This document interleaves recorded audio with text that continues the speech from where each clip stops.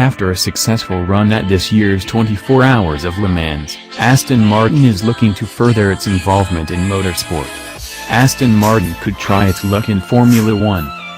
The automaker is now considering an engine supplier role, one that could pair it with Red Bull Racing.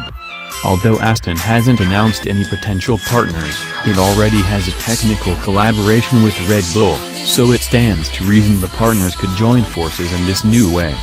Both companies created the Valkyrie road-going hypercar together.